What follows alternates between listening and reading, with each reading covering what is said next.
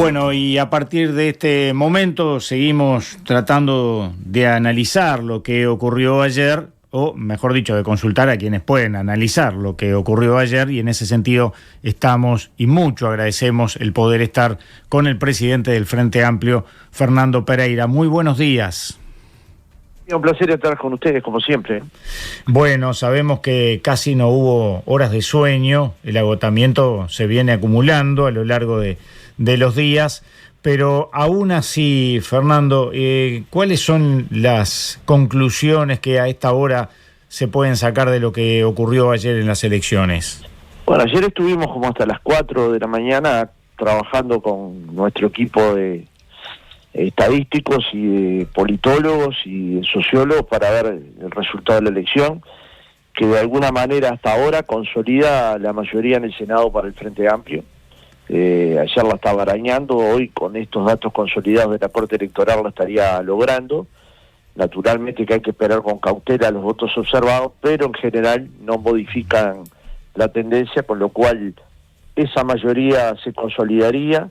Se están pensando en 48 diputados, una votación que supera en 5 puntos aproximadamente la elección anterior. Estos son una suma muy importante de votos y que deja al Frente Amplio en condiciones claramente de ganar, porque la mayoría en el Senado, como ustedes saben, habilita a mucha cuestión de gobierno, y por otro lado porque quedamos con una representación en diputados muy alta que permite acuerdos con otros sectores, otros partidos, o acuerdos puntuales para finalmente gobernar al Uruguay con un programa que permita cambios para la calidad de vida de la gente. Entonces el resultado es positivo totalmente.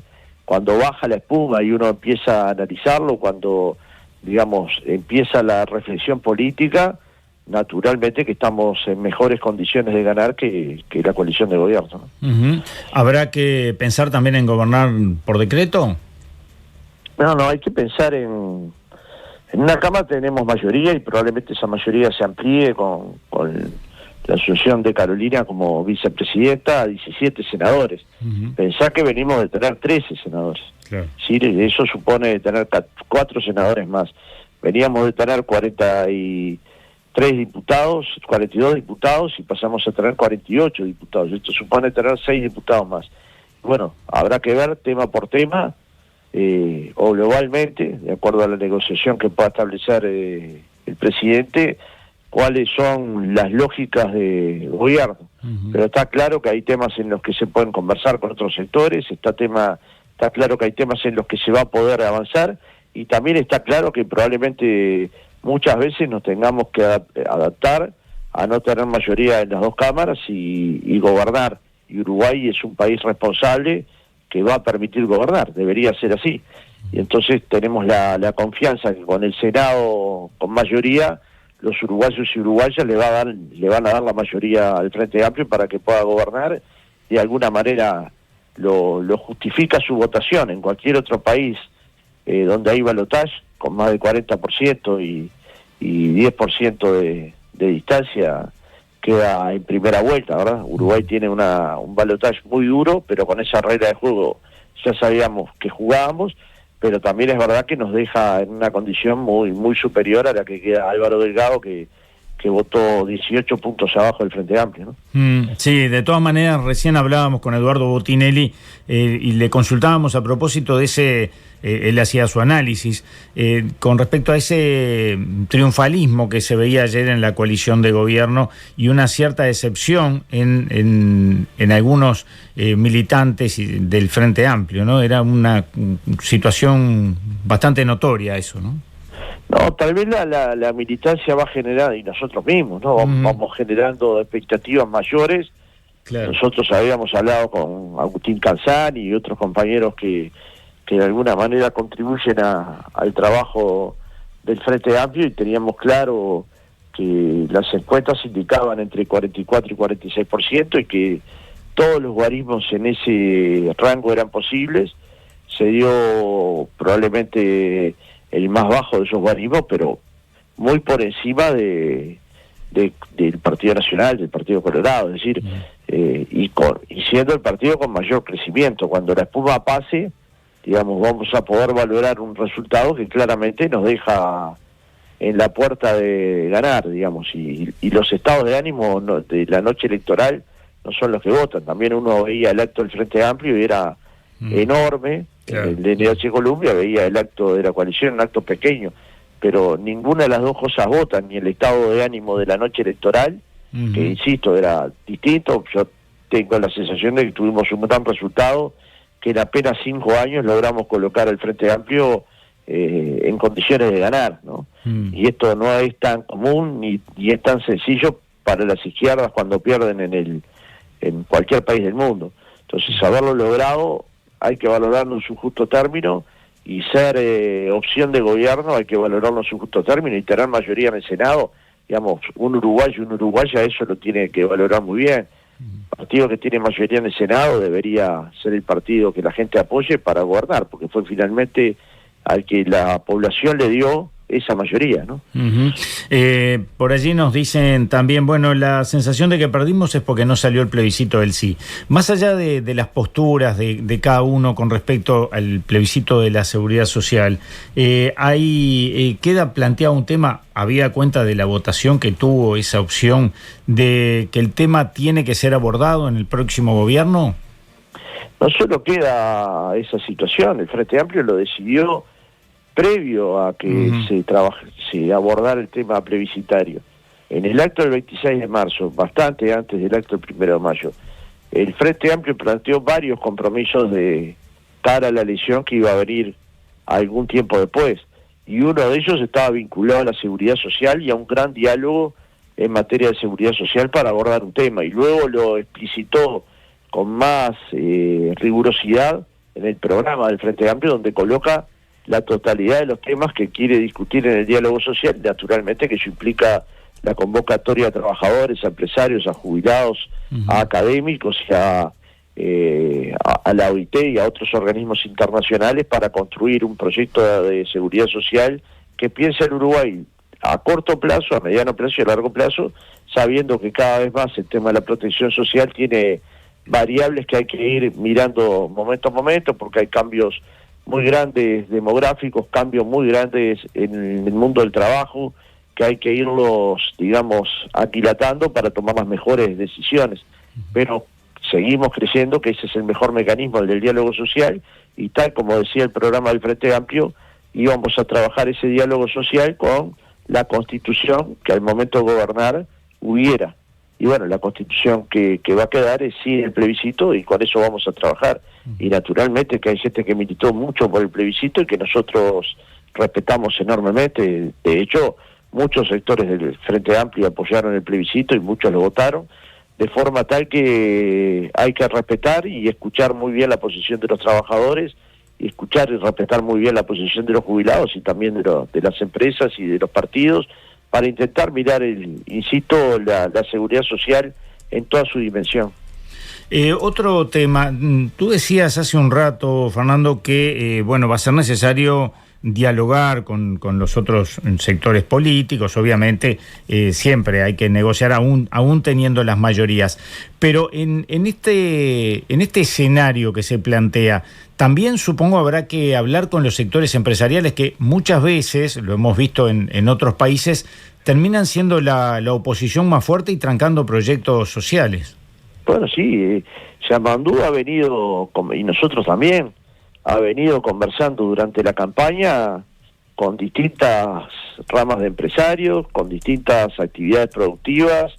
En el Frente Amplio, en la gira, en una de sus giras fue gira por el agro, se habló con todas las entidades agropecuarias, es decir, estamos teniendo diálogo con los empresarios y estamos teniendo un diálogo fuerte, franco, que implica tener expectativas de que se pueda trabajar en cuestiones que son muy importantes para el país, como el crecimiento económico y la distribución. Entonces, lo primero es que tenemos un presidente que de diálogo entiende y entiende mucho, que ha gobernado la intendencia de Canelones y ha logrado acuerdos muy importantes, que claramente tiene un talante dialoguista fundamental. Entonces yo tengo mucha esperanza de que el Frente Amplio no solo está en buenas manos, me refiero al ejercicio del gobierno en manos de Yamandú Orsi, sino que tiene un conjunto de de herramientas como para poder pensar que el futuro del Uruguay está en buenas manos para